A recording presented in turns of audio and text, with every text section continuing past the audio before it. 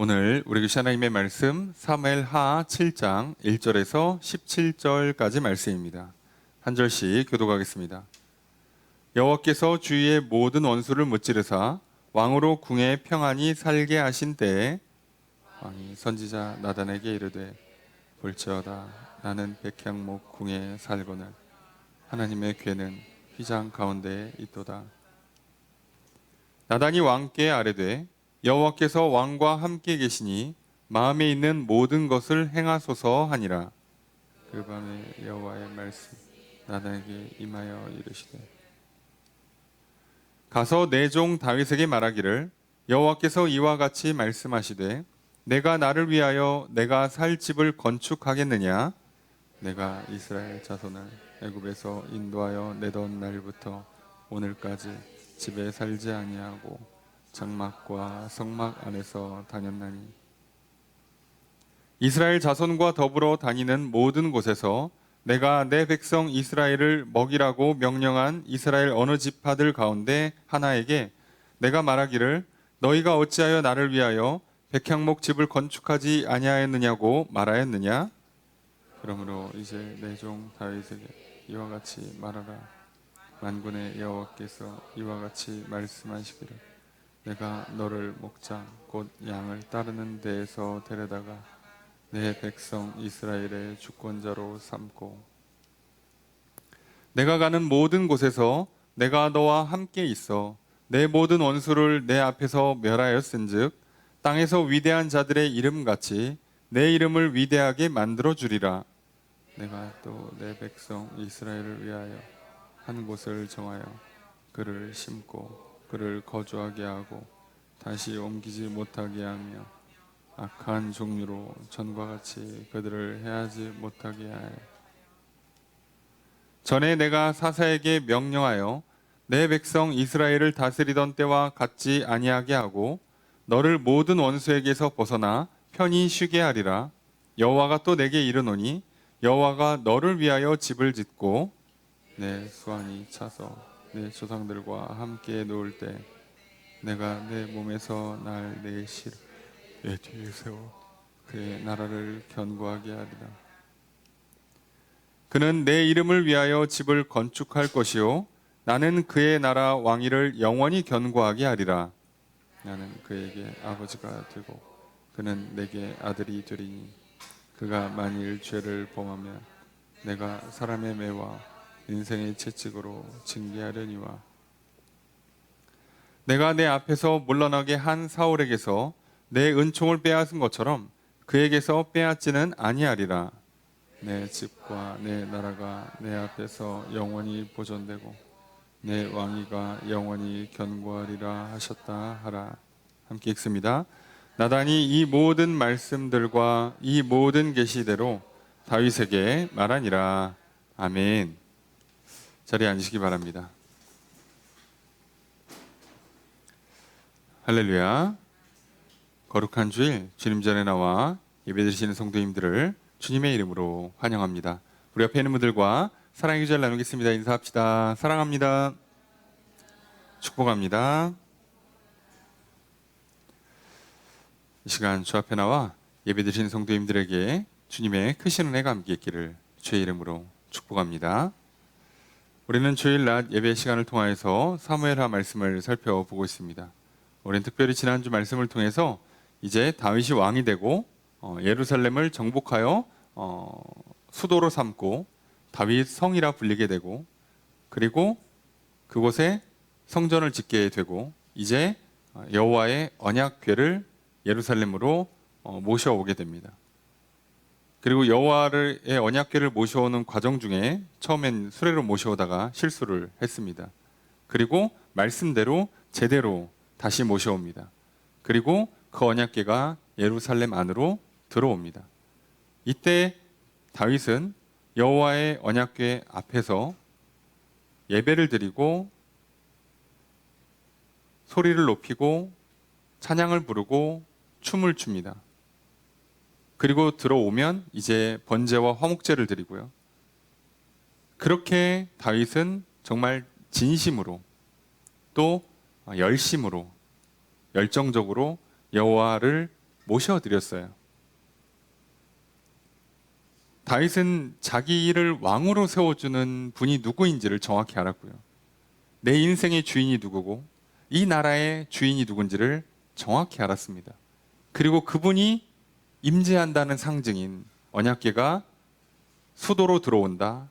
왕궁 옆에 안착하고 거기에서 함께 있는다. 이것은 결국 하나님께서 나와 함께 하신다. 하나님께서 내 안에 들어오신다는 의미이죠. 다윗은 그렇기 때문에 이것에 엄청 힘을 썼고요. 그리고 이것을 엄청 기뻐한 겁니다. 오늘 우리도 삶을 살아가면서 내 인생에서 참된 주인이 누구인지를 여러분이 진짜로 알고 믿는다면, 우리의 가정의 주인, 교회의 주인, 늘 이 누구인지를 정말 안다면 우리가 해야 될 일은 첫째로 그분을 모셔드리는 것입니다. 예배함으로, 기뻐 춤추고 찬양함으로, 우리가 할 수 있는 모든 걸 다해서 힘써 전심으로 그분을 모셔드려야 합니다. 그분이 오셔야만 다윗의 왕권이 보장이 됩니다. 그분이 함께 하셔야만 이스라엘이 번성하고 부강한 나라가 됩니다. 다윗은 이걸 알았고 그렇게 잘못해서 망했던 전대왕 사울을 보았기 때문에 더더욱 뼈저리게 알고 있습니다. 오늘 우리들의 삶엔 기회가 한 번밖에 주어지지 않습니다. 인생의 주인이 하나님이시구나를 인생을 고통을 통해서 깨달으면 너무 늦을 수가 있어요. 또는 우리 인생에서 정말 좋은 시절이 다 흘러 지나가고 아쉬움과 후회로만 점철될 수가 있습니다. 특별히 여러분의 우리 인생에서 가장 중요한 힘있고 젊고 그래도 인생에서 일을 할 젊은 시절을 다 날려버리고 나서 나중에 나이 들어서 후회하면서 인생의 주인이 내가 아니었구나, 여호와 하나님이시구나, 그때 하면 그래도 죽기 전에 깨닫고 회개하고 돌이키는 것만도 천만다행입니다만 너무 아깝지 않습니까? 한 번밖에 주어지지 않는 시간이고 우리의 인생인데, 오늘 우리가 다시 한번 이 다윗의 모습을 통해서 지금, 오늘, 내일로 미루지 마시고 더 늦기 전에 오늘 여호와가 나의 하나님 되시고 나의 진정한 주인 되시고 그분이 나와 함께 하실 때 내가 왕 노릇하는 존귀한 인생이 되고, 그분이 나와 함께 하실 때 내가 평안하고 내가 번성하고 부강해질 수 있다는 것을 다시 한번 깨닫고 믿으시기를 주님 축복합니다. 그리고 예배함으로, 찬양함으로, 기도함으로 힘써 모셔드리고 그분과 함께하며 살아가시는 인생이 되기를 주님 축복합니다. 안타깝게도 그렇게 하지 못하는 사람이 하나 나왔죠. 다윗이 그렇게 하고 있는 동안에 그 자리에 내려와 함께 예배하지 않았던 다윗의 첫 번째 부인인 미갈, 사울 왕의 딸이었고 다윗의 부인입니다. 어떻게 보면 그 당시 여인 중에서는 가장 좋은, 금수저 물고 태어났고 가장 좋은 인생을 살고 있는 거예요. 공주로 태어나서 왕비가 된 인생. 고대의 여인 중에 이거보다 더 존귀한 인생을 살 수 있는 여인이 어디 있겠습니까? 그런데요, 여호와 하나님의 언약궤가 예루살렘에 들어오는데 내려가서 함께 예배하지 않습니다. 찬양 부르지 않습니다. 기뻐하고 춤추지 않습니다. 아니, 도리어 기뻐하고 춤추던 다윗을 오히려 부끄럽게 여깁니다. 그게 신하들의 부인들 앞에서 할 짓이냐? 옷이 풀어 헤쳐진다. 속옷이 비친다. 채통이 있지, 왕이 체면이 있지, 왕의 위엄이 있지, 그게 너무한 거 아니냐? 그러면서 미갈은 왕궁에서 창문으로 이 모든 장면을 내려다 봅니다. 높은 마음, 높은 생각, 높은 자리를 갖고 있던 미갈을 하나님께서는 낮추십니다. 그래서 사울왕의 딸이요 다윗의 첫 번째 부인임에도 불구하고 다윗에게 사랑받지 못하고요, 자녀를 낳지를 못하고요. 그래서 결국 이 이후로 역사에서 점점 사라지고 그 이름이 제대로 기억되지 못하는 인생이 되고 맙니다. 오늘 우리들의 인생이 이렇지 않기를 소망합니다. 절대로 높은 마음을 가지고 하나님을 내려보지 마십시오. 내가 주인이 되고 하나님이 오나 안 오나 관찰하시고 왜 나한테는 이렇게밖에 안 해주시나라고 평가하지 마시고요. 이거는 참 내 인생 별론데, 왜 나는 금수저를 물지 못했는가, 내가 이런 사람이 아닌데, 내가 이런 대우를 받을 인생이 아닌데, 이건 참 쪽팔리다, 부끄럽다, 하는 높은 마음, 교만한 마음을 내려놓으십시오. 다윗이 말합니다. 내가 아무리 그 신하들의 계집종이라 불리는 그 부인들 앞에서 내가 아무리 쪽팔림을 당한다 할지라도 하나님이 나를 왕으로 세우신 이상 나는 그들 앞에 왕이 될 것이고 결국 나는 높임받을 것입니다.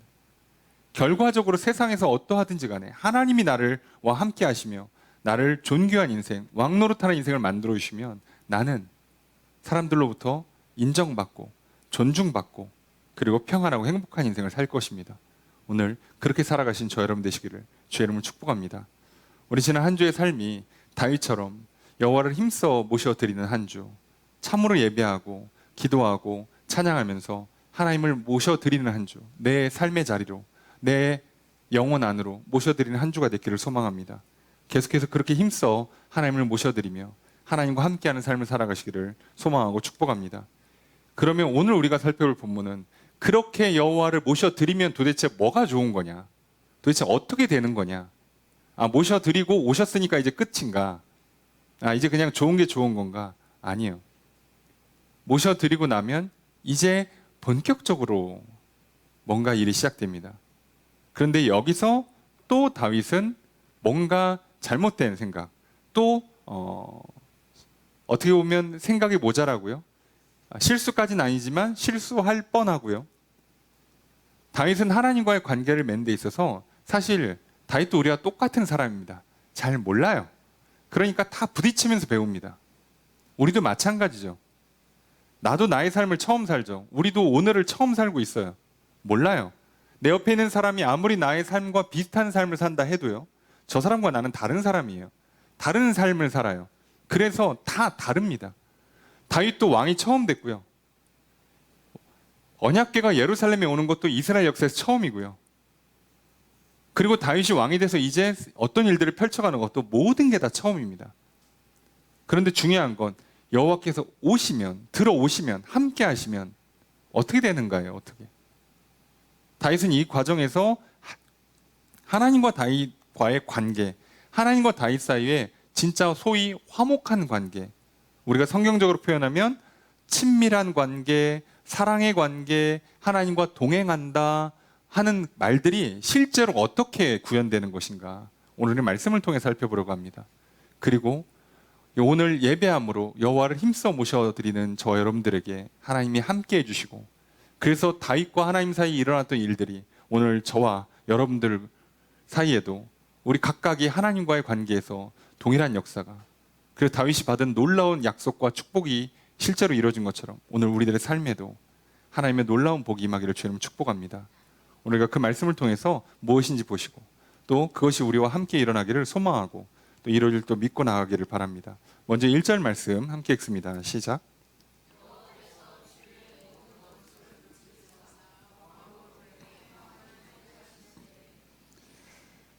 1절 말씀에 보니까 여호와께서 주위의 모든 원수를 무찌르사 왕으로 궁에 평안히 살게 하실 때, 전쟁이 얼추 정리가 됐고요. 주변에 있는 나라들이 더 이상 이제 이스라엘을 쳐들어오지 못합니다. 성경은 연대기순이 아니에요. 속으시면 안 됩니다. 성경에 있는 창세기부터 시작해서 모든 그 기록 순서가 연대기 순서가 아니에요. 역사책이 아닙니다. 연대가 왔다 갔다 합니다. 사무엘 상하, 열왕기 상하, 역대 상하를 보시면 다 비교하면서 보셔야 되는데요. 조금씩 연대기가 좀 다른 것 같다는 느낌이 들어요. 예, 맞아요. 연대기가 중요하지 않아요. 그러니까 우리는 속으시면 안 돼요. 우리 인생에서 10대에는 이런 거 해야지, 20대에는 이런 거 하고, 30대에는 이런 거 하고, 저기 은퇴하기 전에 이런 거 해야지라고 우리가 생각하는 인생에 스케줄이 있어요. 일종의 타임라인 같은 게 있습니다. 여러분 속지 마십시오. 그렇게 안 됩니다. 다 다른 겁니다.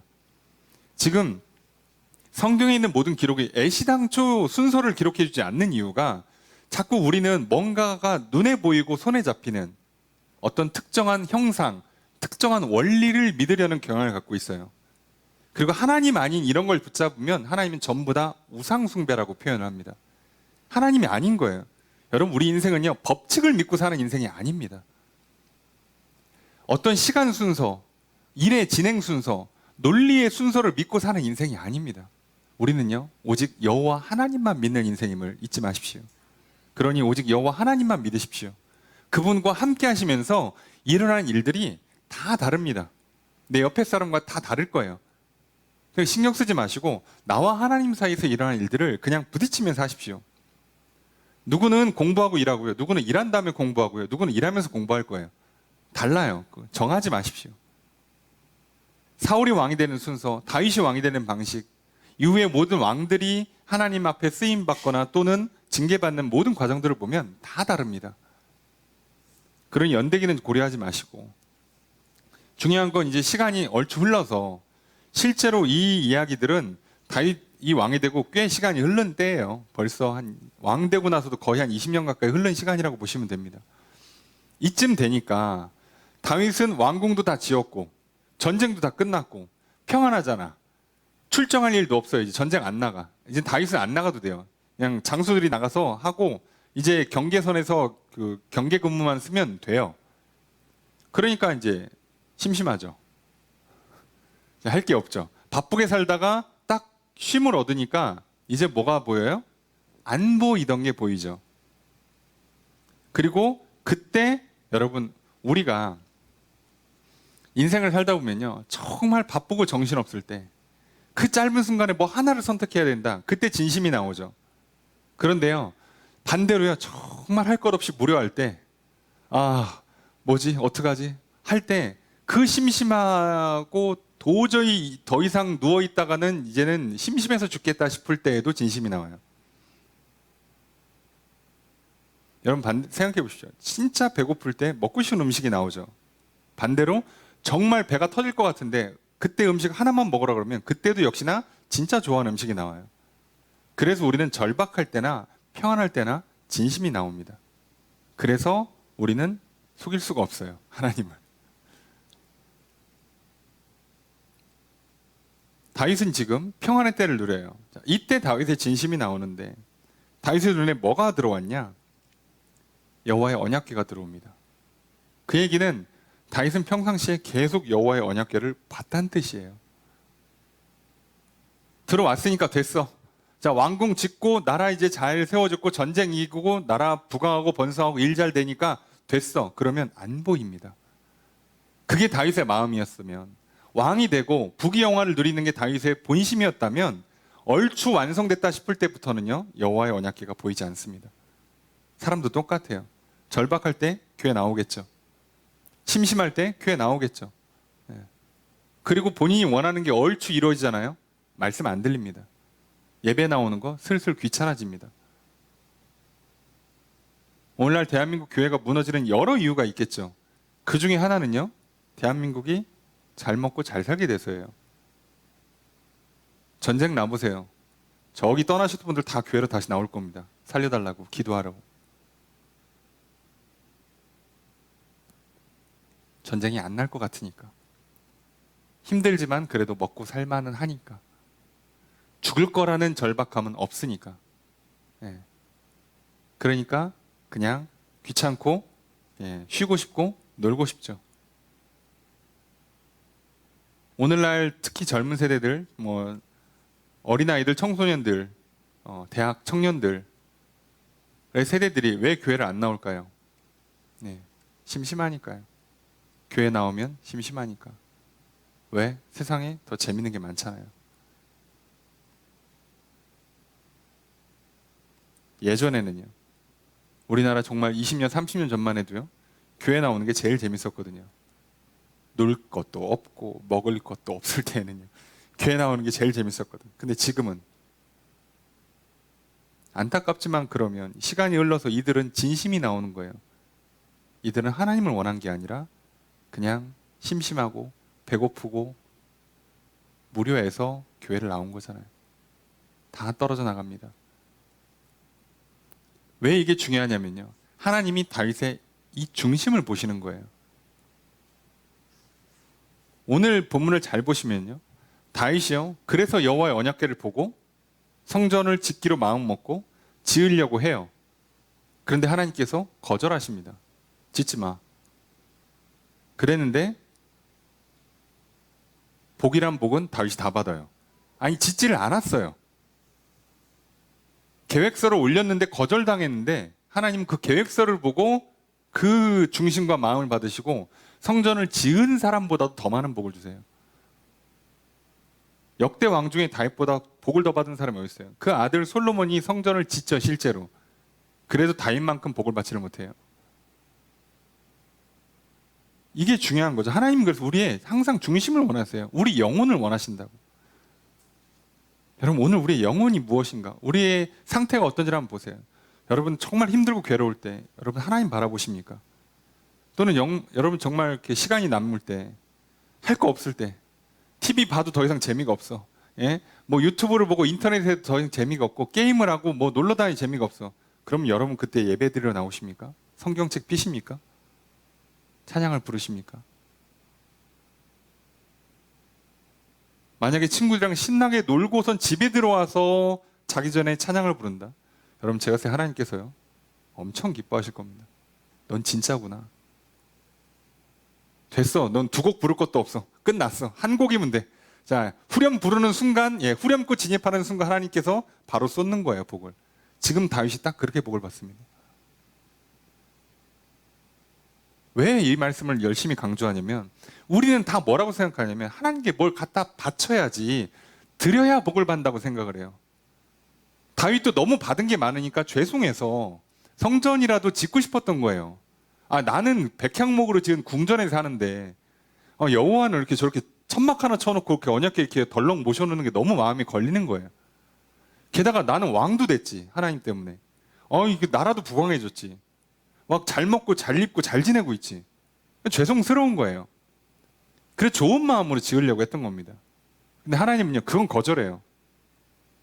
그리고 하나님이 오히려 주십니다. 뭔가 이상하지 않습니까? 받고 줄 것 같은데 아니요. 그냥 마음만 받으시고 주세요. 하나님이 원하시는 것. 내 안에 성전이 지어지는 거잖아요. 오늘 우리의 중심이 하나님 앞에 바로 서 있는가를 살펴봤으면 좋겠습니다. 자, 그래서 이걸 보고 나서 다윗의 진심이, 중심이 하나님께 향했다는 게 증명되면서 동시에 다윗은 그래서 뭐라고 계획하는가? 성전을 좀 지어야겠다. 그래서 이제 어떻게 하느냐? 2절 말씀 함께 읽습니다. 시작.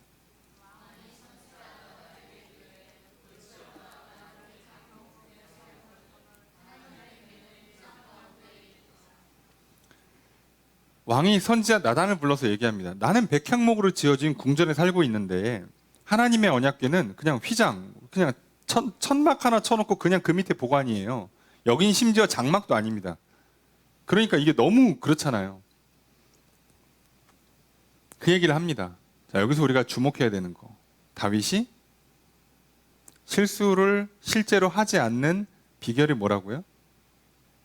선지자, 제사장 또는 직접 기도할 때는요 실수를 안 해요. 근데 다윗이 실수할 때 보면 항상 그냥 생각대로 합니다. 제사장에게, 선지자에게 나아가서 묻거나 구하지를 않고 하면 실수하는데요. 오늘 분명히 성전을 직접 지었으면 실수해요. 허락 없이 지으면 안 돼요. 그런데 짓기 전에 물어봅니다. 오늘 우리는 이걸 통해서 하나 기억했으면 좋겠어요. 사울이 망했던 건요 하나님 말씀을 듣지 않았습니다. 순종을 하지 않았어요. 하나님 말씀을 안 듣고 불순종을 했는데, 그러면 사울 왕이 하나님 말씀을 듣지 않고 불순종하게 된 여러 이유가 있겠지만 중심은요 선지자를 멀리했습니다. 사울 당시 선지자가 사무엘이잖아요. 그런데도 불구하고 멀리했어요. 자기를 왕으로 기름 부어준 선지자, 마지막 사사인데도 불구하고 가까이 하질 않아요.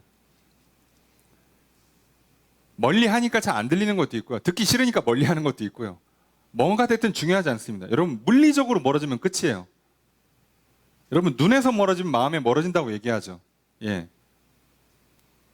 장거리 연애는 잘 안 된다고 말하죠. 예, 맞아요. 여러분, 죄를 끊는 방법이 뭔지 아시겠죠? 예, 눈에서 멀어지게 하면 돼요. 실제로 거리를 멀리 띄우면 돼요. 그러면 우리가 반대로 하나님 말씀을 잘 지키는 방법이 뭐겠습니까? 가까이 하면 돼요. 교회가 가까우면 돼요. 성경책이 가까우면 돼요. 기도를 자주 하면 된다고요. 이게 뭐가 어렵겠습니까? 근데 이게 실제로도 당연한 게요. 신명기 30장 14절에도 이렇게 기록되어 있습니다. 오직 그 말씀이 내게 매우 가까워서 내 입에 있으며 내 마음에 있은즉 내가 이를 행할 수 있느니라. 아니, 하나님께서 율법을 주실 때 뭐라고 그러냐면 니들이 율법을 어떻게 지키냐면 가까이 하면 돼. 인간이 갖고 있는 원리가 똑같아요, 여러분. 생각해 보십시오. 예배 자리에 나오지 않는데 어떻게 말씀을 듣겠어요? 아휴, 목사님 나와봐요. 저 맨날 좁니다. 그냥 집에서 한 10분이라도 눈 바로 뜨고 성경이라도 좀 읽겠습니다. 어림도 없는 소리 하지 마세요. 아니에요, 목사님. 제가 해보니까 저는 이상하게 교회만 가면 눈을 감겨. 자꾸 자. 근데 집에서는 그래도 말똥말똥하게 한 10분, 15분 뜰 수 있어요. 이게 낫지 않겠습니까? 어딘가 심각하게 잘못된 거예요. 왜요? 성경은 그렇게 말하지 않거든요. 아니, 하나님께서 율법을 주신 다음에 그 율법을 지키는 방법까지 가르쳐 주는데 가까이 하래잖아요. 자녀들한테 성경을 가르치는데 뭐라고요? 손목에 띄고 옷 끝단에 대고 옷 술에다 대고 이마에 붙이고 누웠을 때 벽에 보이게 천장에다 붙이고 문고리에다 붙이고 가까이 하래잖아요. 계속 눈에 보이게 하래잖아요. 계속 눈에 보이게. 이게 원리잖아요. 이게 원리. 다른 거 있습니까? 여러분 속지 마세요. 말씀이 어려워요. 저는 의지가 약해요. 저는 몸이 안 좋습니다. 아니요. 가까이 하시라고. 제일 좋아요. 가까이 하시라고. 다윗이 지금 선지자를 가까이 합니다. 그러니까 실수를 하지 않게 되고요. 설령 실수하더라도 금방금방 돌아올 수 있는 힘이 생기는 거예요. 다른 데 있지 않아요. 사무엘이요? 사울은요, 사무엘 얼마나 멀리 했냐면 보통 연락하면 오는데 일주일 이상 걸려요. 안 와. 서로 연락이 안 돼요, 서로. 아니, 나라가 전쟁 나고 뭔가를 결정해야 되는데 일주일 이상씩 걸리고 그러면 어떻게 일을 합니까? 안 하죠. 여러분, 그러니까 오늘 우리가 승리하는 비결이 뭐겠어요? 가까이 하는 겁니다. 자, 그러면 내가 하나님 말씀을 지키고 내가 정말 하나님과 깊은 교제를 나누는 첫 번째 비결은요, 간단해요. 가까이 하는 건데 교회를 가까이 하는 건 예배를 가까이 하는 거죠. 근데 이거는 내가 온다고 교회 예배가 열리고 그러는 건 아니니까. 그렇다면 그 다음에 가장 우리에게 현실적으로 제일 좋은 건요, 말씀을 가까이 하는 제일 좋은 비결은 성경을 가까이 하는 겁니다. 그러니까 여러분 손에 성경책을 항상 들고 다니시고요. 요즘 같은 때는 그럴 필요도 없는 좋은 시대잖아요. 핸드폰에다가 성경 어플 하나 넣어놓으시고 읽으세요. 좀 좋아요. 중간중간에 성경을 어플로 알려주잖아. 하루에 몇 번씩 띄워주잖아요. 그런 거라도 쓰세요. 어떻게든 간에 내 눈에, 내 귀에 성경 말씀이 가까이 있게 만드시라고요. 그 다음으로 드리고 싶은 권면은 성경을 직접 가까이 하는 것 다음으로 중요한 건 성경을 가르치는 사람을 가까이 하시면 돼요. 간단하죠. 그러니까 성경 공부 모임에 참여를 하시거나 수요 성경 공부에 참여하시거나 새벽에 기도에 나와서 말씀 묵상을 하시거나 직접 나오기 어려우면 온라인으로 하시거나 혼자서 안 되면 혼자라도 하시거나 이렇게 그 성경을 배울 수 있는 자리를 가까이 하시면 돼요.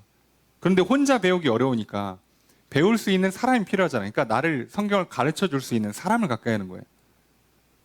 학생은 똑같습니다. 공부하려면요, 책을 가까이 하는 거고요. 공부 잘하는 애랑 친하게 지내면 돼요. 그러니까 여러분들 성경 가까이 하시고요. 저랑 친하게 지내시면 됩니다. 접니다, 저. 가까이 지내셔야 되는 사람. 누구겠어요? 저죠. 여러분 반대로 생각해 보세요. 여러분들이 정말 인생의 중요한 문제들 앞에 두고 저한테 얼마나 물어보셨어요? 아니, 저를 안 거치셔도 돼요. 하나님께 직접 얼마나 물어보십니까? 제가 장담컨대요. 옆에 있는 믿음의 동역자들, 성도님들, 속도원들, 교회에 리더십 되시는 분들 하고도 얘기 안 한다. 목회자랑도 상의를 안 한다. 여러분 장담컨대 여러분 기도 제대로 안 합니다. 해보신 분들은 알아요. 안 할 수가 없어요. 왜요? 여러분 기도해 보시면 알아요. 하나님 뜻이 뭔지 생각보다 분별하기가 쉽지 않습니다. 그게 잘 되는 분이었으면 벌써 이런 잘못된 고민이나 문제 상황이 연출 안 되거든요. 대부분. 여러분 학생이요, 자습이 될 정도로 머리가 좋은 학생이면요, 별 문제가 없어요, 원래. 근데 학생한테 왜 선생님 필요하겠어? 모르니까. 자습이 안 되니까, 하다가 막히는 부분이 생기니까요. 하나님께서 왜 교회 공동체를 이루라고 자꾸 하시고, 왜 교회에 목회자나 리더십들을 자꾸 세워주실까요? 아니, 직접 만날 수 있는 시대잖아. 예수 그리스도를 통해서 하나님을 직접 만날 수 있어요, 우리는. 그런데도 왜 자꾸 옆에 형제자매들과 함께 하라고 하시고, 예, 교사가 필요하다 그러고, 예, 뭐 고대의 표현으로는 장로고 오늘날은 목회자죠. 왜 목회자가 필요하냐면 혼자 안 되니까요, 잘. 심지어 가끔은 목사도 안 될 때가 많아요. 그래서 목사도 교수님 찾아가고 목사도 목회자들끼리 모여서 같이 기도하고 연구를 하는 판에 여러분 쉽지 않습니다. 그래서 여러분 꼭 기억하세요. 성경을 가까이 하시고 성경을 가르쳐 줄 사람을 가까이 하십시오. 기도하시고 함께 기도할 사람과 가까이 하십시오. 이게 승리의 비결이에요. 다른 거 없습니다, 여러분. 뭐가 있겠어요. 예. 자, 그래서 어쨌든 다윗은 선지자를 가까이 해요. 물어봅니다. 자, 내가 볼 때는 이거 나만 너무 잘 지내. 아, 이거 하나님 저렇게 언약궤에 저렇게 덩그러니 놓는 거 너무 마음에 걸려. 자, 그렇게 얘기를 하니까 3절 함께 읽습니다. 시작.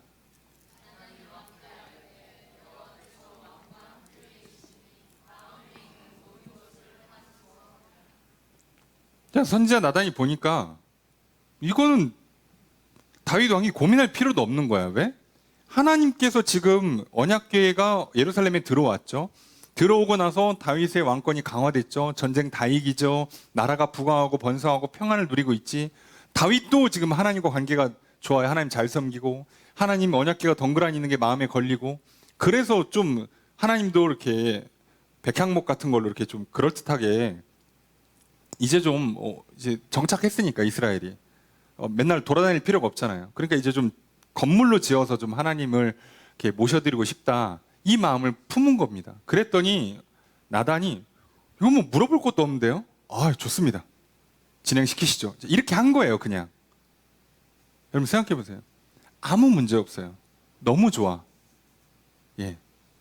그럼 보통 우리는 어떻게 하죠? 그냥 진행시킵니다. 예. 이게 놀랍게도 실수예요. 이번에는 다윗이 아니라 선지자가 실수를 합니다. 왜요? 물어봐야죠. 내가 좋은 생각, 좋은 의도, 좋은 마음으로 기쁘고 즐겁게 해도요, 상대방한테는 기쁨이 안 될 수가 있어요. 이해되십니까?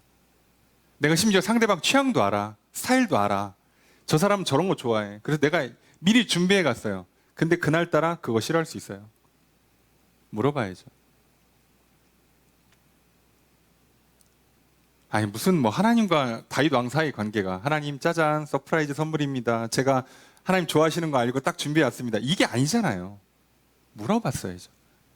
그리고 여러분들 웬만하면요, 인간관계 하실 때 이벤트 서프라이즈 이런 거 너무 하지 마시고요, 웬만하면 대화하세요. 제일 좋습니다. 내가 네 취향을 잘 알지, 더 이거 좋아하잖아, 내가 딱 사왔지, 짜잔. 예, 잘 되면 기쁜데요, 안 되면요 양쪽 다 더 기분 나빠지고 더 실망합니다. 기껏 가져왔더니 오늘따라 왜 또 싫어해? 사랑이 식었구만, 이러면서 싸움 나고요. 예, 오해가 생기고요. 왜 평소에 안 하더니 오늘따라 이걸 사왔어? 배불러 죽겠는데 또 사와. 뭐 먹으라고 먹고 죽으라는 건가? 이러니까 싸움이 나요. 물어보면 되잖아요. 나 지금 가는 길인데 너 평소 좋아하는 거 생각나서 사가려고 하는데 괜찮지? 그러면요, 이 사람이 뭐라고 그러겠어요? 지금 똑같은 장면이 연출되는 거예요. 나 방금 전에 먹어서 배불러. 그런데 안 사와도 돼. 근데 나는 너의 그 마음만으로 너무 기분이 좋다. 그냥 빨리 와, 빈손으로. 나는 너를 지금 너무 보고 싶다. 그리고 반대로요, 이 사람 오는 동안에요, 그 전화 받은 사람이 이 사람한테 줄 걸 준비해 놓는다니까요. 지금 다윗과 하나님 관계가 딱 이렇게 된 거예요. 하나님, 제가 하나님한테 성전 하나 지어드리고 싶습니다. 그랬더니 다윗아, 성전 필요 없어. 근데 나 그 말 들으니까 너무 기분이 좋다. 빨리 와. 빨리 잠깐 나한테 와. 내가 너를 위해서 이만큼 준비해놨어. 이렇게 말씀하시는 거예요. 그래서 제가 많은 사람들한테 여러 번 강조하는데요, 제발 대화를 하십시오. 기도 좀 하십시오. 알아서 하는 거 하지 마세요. 도대체 어디서부터 뭐가 잘못됐는지 모르겠는데 교회에서 그걸 가르쳤더라고요, 보니까. 예? 하나님의 기쁨이 되겠습니다. 내가 기쁨으로 자원하는 마음으로 섬기겠습니다. 좋아요. 자, 그런데요, 절대 하나님보다 앞서가지 마십시오.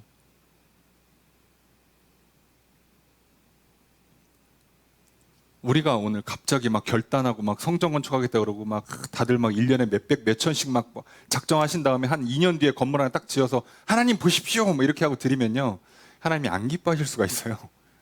그거 뭐야, 그거 나 필요 없는데. 그런데 오늘 우리가 하나님을 위해서 내가 교회를 세우는데 이 한 번 바치고 싶습니다. 하나님 늘 찬양하고 예배하겠습니다. 내가 옆에 있는 형제자매와 함께 전도하고 함께 모여서 예배하는 교회를 세우겠습니다. 내가 교회에 필요한 게 있으면 내가 우선적으로 섬기면서 하나님 나라를 세워가겠습니다. 하나님은요, 안 해도 돼, 필요 없어, 내가 너의 그 마음만으로 내가 너무 기쁘다라고 하시면서 말할 수 없는 복을 주세요. 오늘 저 여러분들 이걸 경험하셔야 됩니다. 다윗은 성전을 짓지 않았어요. 놀랍게도 거절하는 이유도 물론 있으시지만 안 했어요. 자, 그래서 실수하고 옵니다. 그러면 다윗 성격이에요. 선지자까지 허락했으니까 뭐 하겠어요? 다음날 아침에 신하들 불러다가 야, 진행시켜 하겠죠. 그래서 하나님께서 어떻게 하시냐, 그날 밤에 나단한테 갑니다. 너 왜 이러는 거야? 자, 왜 하나님이 다윗은 직접 거절하는 게 아니고 나단을 통해서 하냐면 질서를 세우시는 거예요. 실수하는 사람이 실수를 바로잡을 수 있도록, 그리고 다윗과 선지자와의 관계, 선지자와 하나님 사이의 관계, 장차 나중에 왕이 문제가 생겼을 때 선지자가 바로 설 수 있도록 이 전례를 깨지 않아요. 그래서 하나님은요, 이 질서를 깨트리는 걸 생각보다 좋아하지 않습니다.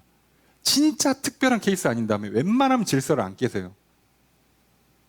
그러니까 여러분들이 교회에 어떤 일들을 하시는데 저랑 아무 얘기 없이 갑자기 목사님 서프라이즈입니다 하고 딱 갖고 오시면 하나님께서 기뻐하지 않을 수가 있어요. 저는 좋을 수가 있는데 경우에 따라서 하나님이 기뻐하지 않을 수가 있어요. 그래서 웬만하면 질서를 통해서 하시는 게 좋습니다. 제가 뭐 부재중이라든가 또는 제가 뭐 제대로 뭘 모르는 영역이거나 그러면 상관이 없는데, 평상시라면 문제가 없는 때라면 정확한 순서 질서를 통하는 게 제일 좋아요. 교회에 어떤 일을 하고 싶으세요? 그러면 웬만하면 저랑 같이 하고 저랑 같이 기도해 보시고 그리고 하시는 게 제일 좋습니다. 목사님, 제가 요즘에 좋은 일이 있어서요, 이거 하나 하랍니다. 짜잔 하고 내일 들어옵니다. 이러면 안 돼요. 큰일 납니다.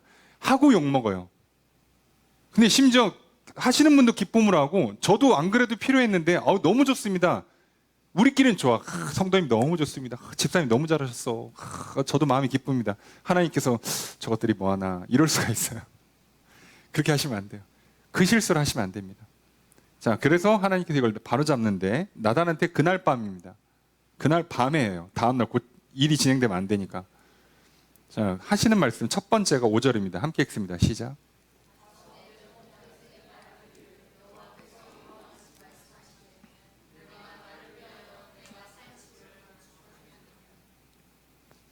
가서 내 종 다윗한테 말해라. 여호와께서 이렇게 말씀하셨어. 너 다윗이죠? 내가 나를 위해, 다윗아 너가 나 여호와를 위해서 여호와의 살 집을 짓겠느냐? 예요. 네가 나한테 집을 지어준다고? 네가? 라는 뜻이에요. 못 짓는다는 얘기예요. 너는 나의 집을 지어줄 수 없다는 거예요. 신기하죠? 예. 왜 거절하시느냐? 6절 보면 나는 원래부터 장막에서 지냈어요. 그죠? 하나님은 출애굽한 이스라엘 백성들과 장막을 지으라 하셨고 장막에서 만나주셨어요. 그리고 나서 7절에 보면 그리고 나는 그 중에 어느 집 하나 골라서라도 집지라고 한 적이 없어. 계속 장막에 거하신 거예요. 근데 나는 집을 지으라고 얘기한 적이 없는데 너는 왜 그러니까 궁궐 같은 성전을 지어서 나한테 바치겠다고 하냐는 거예요. 지으라고 한 적이 없어요. 놀랍지 않습니까? 다윗도 좋고 선지자도 좋아 보이는데 하나님은 하라고 한 적이 없어요. 그걸 하면 안 됩니다. 이게 참 특이한 거죠. 그래서 실수하시면 안 돼요. 나도 좋고 옆에 있는 성도님도 좋고 목사님도 좋고 온 교회가 다 좋아도요, 하나님이 시킨 게 아니면, 하나님이 기뻐하는 게 아니면 결과가 좋게 안 나옵니다. 그래서 우리끼리 좋으면 안 돼요. 한국 교회가 했던 실수, 다른 나라까지는 모르겠습니다. 한국 교회가 했던 실수 중에 하나가 뭐냐면요, 교회끼리 너무 좋았어요. 성도님들이랑 목회자가 너무 좋았어요. 서로 기쁨과 열심을 가지고 이것도 하고 저것도 하고 많이 했어요. 정작 하나님은 기뻐하시지 않으셨죠. 건물을 의리하게 졌어요. 빚내 가면서 성도들도 빚내고 교회도 빚을 지고 다 대출이야, 다 대출. 온 교회와 온 성도들이 다 10년 할부를 해야 돼요. 그런데요. 그리고 아니 심지어 근데 누가 시킨 것도 아니야. 막 자기들이 좋아서 했어요. 기쁨으로 했다니까. 강제로 한 사람이 한 명도 없어. 심지어 그런데도 하나님 기뻐하지 않을 수가 있어요. 나는 그 건물 하라고 한 적이 없어. 나는 돈을 그렇게 쓰라고 한 적이 없어. 그거 왜 하니 자꾸. 여러분 돈이 없는데도 불구하고 하나님이 지으라고 하면 짓는 거고요. 돈이 남아 돌아도 짓지 말라고 하면 안 줘야 되는 거예요. 중요한 건 건물을 짓느냐 안 짓느냐가 아니고 하나님이 뭐라고 말씀하시느냐. 이게 중요한 거죠. 근데 우리는 자꾸 뭘 하려고 그래. 눈에 보이는 걸. 내가 이걸로 봉사하겠습니다. 내가 이걸로 갖다 바치겠습니다. 아, 너무 좋습니다. 자원하는 마음입니다. 받아주십시오. 아니요. 하나님이 하라고 하는 게 더 중요한 거예요. 나 이런 재능이 있는데 좀 써주시죠. 안 쓰면 안 하는 게 맞아요. 지금은 하지 말라면 쉬는 게 맞아요. 이게 중요한 겁니다. 하라고 한 적 없어요. 네. 그리고 나서부터 8절 이하가 중요한데요. 8절 이하부터 17절, 16절까지 정확히는 16절까지는 보통 다윗 언약이라고 불리는 장면이에요. 하나님께서 다윗한테 언약을 주십니다. 받은 게 없는데 마음만 받으시고 언약을 주세요. 이 언약이 인간한테 했던 것 중에 가장 좋은 건 다 갖다 놓은 언약이죠. 그리고 이 언약 때문에 다윗의 후손이 끊어지지 않고 결국은 예수 그리스도까지 임하시는 거예요. 엄청난 언약이 하나 임합니다. 자, 그러면 우린 여기서 한 가지만 기억하시면 돼요. 이 언약의 내용은 너무 부러우니까 짧게 볼 거예요. 짧게 볼 거예요. 왜냐하면 실제로 우리한테 정확하게 이루어지지 않는 것도 있으니까. 왕권이 유지된다. 그게 오늘 우리한테 해당하는 내용은 아니니까. 그런데 우리가 꼭 기억해야 되는 건요. 하나님께서는 우리가 성전을 건물로 짓는 것보다도 하나님과 함께하는 것, 하나님께 시선을 두는 것, 하나님을 예배하는 것을 정말 기뻐 받으세요. 그래서 여기에서 나오는 성전의 개념이요, 건물 개념이 아니라 하나님과 함께하는 개념, 예배의 개념의 성전이 먼저 등장합니다. 그러니까 오늘 우리가 하나님이 기쁨이 되기를 원하시고 정말 하나님과 화목한 관계를 누리길 원하시고 복을 받고 다윗과처럼 존귀한 인생, 정말 왕노릇하는 인생이 되기를 원하신다면 여러분 하나님을 힘써 모셔드린 다음에 하나님을 예배 잘하시면 돼요. 하나님과 교제를 잘하시면 됩니다. 하나님 말씀 잘 듣고 순종하시면 돼요. 그래서 여러분 안에 성전이 지어지면 돼요. 여러분의 삶이 예배가 되시면 됩니다. 그리고 우리 안에 성전이 지어지면 돼요. 그럼 이제 하나님께서 말씀하실 거예요. 때를 따라서 건물을 지어라. 너네는 건물 짓지 마라. 우리는 그거 듣고 그냥 따라가면 돼요. 제가 목회하는 동안에 지금까지 건물 지으라는 얘기를 들어본 적이 없어요. 그래서 전 안 하는 겁니다. 뭐 다른 뜻이 없어요. 여러분이 뭐라고 생각하시는지 모르겠지만 간단한 거예요. 그냥 얘기 안 하셔서 안 하는 거예요. 만약에 당장 다음 주라도 하면 뭐 좋든 싫든 여러분들 이제 우리 저렇게 그 결단서 쓰라고 하고 이제부터 그냥 기도에 들어가는 거예요. 선택권이 없어요. 그냥 하는 겁니다. 그런 거 없어요. 그래서 오늘 우리가 그러면 뭘 먼저 해야 되냐? 다른 거 없습니다. 내 안에, 우리 안에 성전을 짓는 겁니다. 하나님을 모셔드리고 하나님을 예배하고 하나님 말씀에 순종함으로 사랑의 교제를 누리고 화목한 관계를 누리는 것. 이게 제일 중요해요. 그러면 하나님은 그것만 보시고 건물은 필요도 없어요. 이것만 보시고 다윗한테 어떤 언약을 주셨냐? 첫 번째가 이거예요. 내가 너를 이스라엘 주권자로 삼는다. 왕으로 세워주겠다는 거죠. 9절에 보니까 원수를 멸하겠다. 대적을 다 멸하시겠대요. 그리고 내 이름을 위대하게 만들어주겠다. 자, 이 정도만 해도 다 된 것 같은데, 자 10절에 보니까 내가 또 내 백성 이스라엘 위하여 한 곳을 정하여 그를 심고 그를 거주하게 하고 다시 옮기지 못하게 하며 악한 종류로 전과 같이 그들을 해하지 못하게 하여. 이게 이스라엘 백성을 이제 여기서 심겨져서 여기서 계속 거주한다는 거예요. 옮기지 않는다는 거예요. 자, 이게 이스라엘 땅으로만 놓고 보면 말이 안 맞아요. 왜냐하면 나라가 망하기도 하니까. 자, 근데 그런 개념이 아니라 하나님한테 심겨진다는 거예요. 이제는 안 뽑겠다는 얘기예요. 하나님께서. 다윗, 너와 너의 후손들을, 너의 백성들을 내가 절대 안 뽑겠다는 거예요. 이제 무조건 내가 끝까지 책임지겠다는 겁니다. 개념이 바뀌어요. 여러분, 신의 산에서 언약 맺을 때도 이 정도가 아니었어요. 그냥 나는 너희의 하나님 되고 너희는 내 백성이에요. 너희가 날 섬기면, 내 말을 잘 들으면, 날 예배하면이에요. 근데 이거는요, 그런 게 필요 없어졌어요. 그냥 내가 너희를 심어서 내가 안 뽑고 끝까지 가져가겠대요. 이건 사실 일방적인 계약이잖아요. 너무 파격적이죠. 이스라엘 백성들이 말을 안 들어도 안 뽑겠대요. 결국 그래서 포로로 끌려가는 한이 있어도 안 멸하고 다시 살리잖아요. 어떻게든 다시 살리시죠. 다윗 언약 때문에 이렇게 된 거예요, 이게. 근데 다윗이 뭐 했다고요? 성전 짓고 싶습니다. 나 하나님 정말 잘 섬기고 싶습니다. 하나님 정말 잘 모시고 싶습니다. 이거 하나 받으신 거예요, 하나님은. 다른 걸 받질 않았어요. 이거 하나 받고 이만큼 해주신다고. 근데 여기서 또 끝이 아니라 11절 말씀 함께 읽습니다. 시작.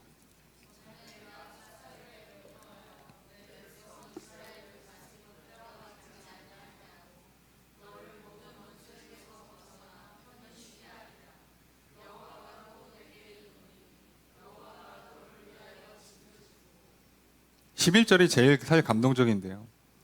사사시대처럼 문제가 있을 때마다 지도자들을 세워서 문제를 풀었잖아요. 그럴 일이 없게 하겠대요. 그럴 필요가 없대. 왜? 너가 그냥 원수를 다 이기고 편히 쉬면 되니까. 진짜 제대로 된 승리를 주시겠다는 겁니다. 그리고 뒤에 있는 말이 뭐예요? 여호와가 내게 이르노니 여호와가 너를 위하여 집을 짓고, 네가 나를 위해서 집을 짓는 건 거절. 근데 나는 너를 위해서 집을 지어줄게. 뭔가 잘못된 거 아닙니까? 이게 지금 뭔가 순서가 잘못된 것 같잖아요. 우리가 알고 있는 그 어떤 종교에서 신이 먼저 이렇게 해주는 게 어디 있어요? 네, 하나님 이렇게 하십니다. 그러니까 하나님 우리한테 원하는 게요, 우리의 중심을 우리 영혼만 원하신다고. 그리고 우리 영혼과 함께 하고 싶으세요. 그래서 하나님께서 우리 영혼과 함께 하시기 위해서 집을 지으세요. 그러니까 해야 되는 첫 번째 작업이 뭐냐면 우리 안에다 성전을 짓는 거예요. 다른 거 아니잖아요. 그래서 이거를 성경도 정확하게 써놓습니다. 고린도전서 3장 16절 17절 말씀에 너희는 너희가 하나님의 성전인 것과 하나님의 성령이 너희 안에 계시는 것을 알지 못하느냐? 누구든지 하나님의 성전을 더럽히면 하나님이 그 사람을 멸하시리라.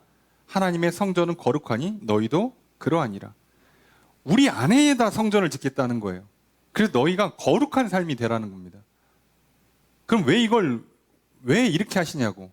함께 하시려고요. 그래서 우리는 예수 그리스도를 통해서 하나님 앞에 만난 다음에 하나님 내 안에 모셔드리는 작업만 하면 그분이 와서 우리한테 계속 뭐라고 명령하세요. 건축하듯이. 자, 이건 해라. 이건 하지 마라. 그걸 우리가 따라가면 우리 안에 뭐가 지어진다고요? 성전이 지어진다고요. 하나님이 짓는다고. 여러분, 자꾸 우리가 하나님 말씀에 순종해서 하나님께 뭐를 기쁨을 드리겠다고 착각하시면 안 돼요. 반대입니다, 반대. 하나님이 내 안에 성전을 지으시고 하나님이 나를 기뻐해 주시는 거예요. 먼저. 속지 마십시오. 뭘 해서 드릴 건데 다 받아서 태어난 존재가 뭘 드릴 거냐고. 여러분, 자녀가 부모한테 용돈 받은 다음에 그거 아껴가지고 생일 선물 드리면 그게 뭐예요, 그게. 그럴 거면 부모가 그냥 내가 미리 다달이 적금 넣지 너한테 왜 줘? 그래봐야 뭐 10% 20%밖에 안 들어오는데. 그런데 부모는요, 이미 내가 준 용돈의 일부밖에 안 들어오지만 그 마음이 기쁜 거잖아요. 그래서 어떻게 해요? 내가 얘한테 받은 건 내가 준 거에 10분의 1도 안 들어왔는데 나는 얘 생일에 어마어마하게 쏟아붓는다고요. 기쁘니까. 이게 하나님과 우리 사이의 관계랑 완전히 똑같습니다. 아니, 더합니다, 더. 그러니까 우리가 자꾸 실수하는 게, 사단이 자꾸 우리를 괴롭히는 게 뭐냐면요, 너가 먼저 기쁨이 돼야 복 받는다는 거예요. 그건 세상 종교의 방식이죠. 하나님은 그게 아니에요. 내가 너를 기뻐하는 거고요. 내가 너한테 복을 주는 거고요. 다윗아, 그거 아니야. 내가 먼저 너의 집을 짓는 거야. 네가 나한테 집을 지어주는 게 아니라니까. 이걸 가르쳐 주시는 거예요. 그래서 이걸 가르쳐 준 다음에 뭐라고 하시냐? 네 아들이 짓게 할게. 열왕기상에 보면 거절한 이유를 좀 더 구체적으로 써요. 너가 전쟁을 너무 많이 치렀어. 피를 너무 많이 흘려. 사람을 너무 많이 죽였다는 거예요. 성전을 지을 때 원리 중에 하나가 뭐냐면 부정한 사람을 통해서 성전을 못 짓습니다. 이게 다윗이라도 안 되는 거예요. 그러니까 무슨 얘기냐면 우리가 부정하면, 죄를 지으면 성전이 건축이 안 된다고요. 우리 안에. 왜 하나님 우리한테 자꾸 죄를 짓지 말라고 하는지 아시겠습니까? 함께 해야, 그래야 내가 기뻐하고 복을 줄 수가 있는데, 그래야 니들이 복받고 기쁨으로 나를 찬양하고 예배하고 나한테 뭐라도 갖다 줄 수 있는 여지가 생기잖아요. 그런데 죄를 지으면 하나님이 함께 하실 수가 없어요. 부정하면 건축이 중단된다고요. 그래서 죄 짓지 말라는 거예요. 속지 마십시오, 여러분.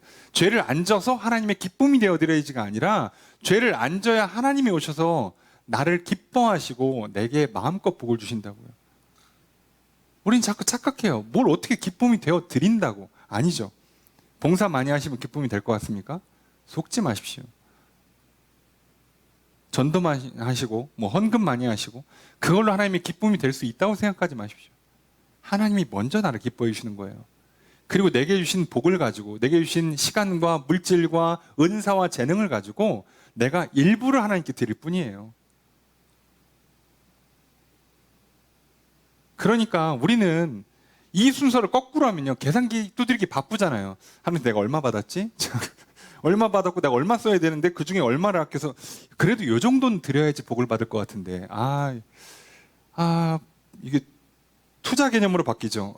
이거 잠깐만 계산이 안 맞는데 어떡하지? 이번 달에 돈이 좀 안 맞는데 이거 어떡하지? 이거 아까운데 이거 수익률이 안 맞는데 벌써 이렇게 나온단 말이에요. 예. 그게 아니잖아요. 여러분, 하나님께서 언제 우리한테 먼저 11조를 요구하신 게 아니잖아요. 먼저 우리에게 예배를 원하시는 게 아니잖아요. 구원해 주신 다음에, 살려주신 다음에 앞으로 나랑 계속하길 원하면 그거 하라는 거잖아요.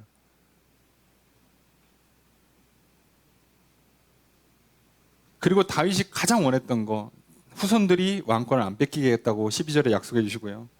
그리고 13절에 후손이 건축을 하게 하고 왕위를 견고하게 하고요. 14절에 보면 다윗이 가장 걱정했던 게 뭐겠어요? 후손들 중에 죄를 짓거나 사울처럼 빗나가면 큰일 나잖아요. 나는 이미 죽었는데 어떡할 거야? 그런데 하나님께서 징계는 하시겠대. 잘못하는 건 징계하는 건 당연한 거예요. 그리고 잘못할 때 혼나는 건 좋은 겁니다. 아직 하나님께서 내 아버지란 뜻이에요. 죄를 졌는데 혼나잖아요. 좋은 겁니다. 내버려 두면 큰일 납니다. 여러분, 몸에서 문제가 있을 때 자꾸 증상을 내보내주는 건 좋은 겁니다. 아직 안 망가진 거예요. 고칠 수 있는 여지가 남아있는 겁니다.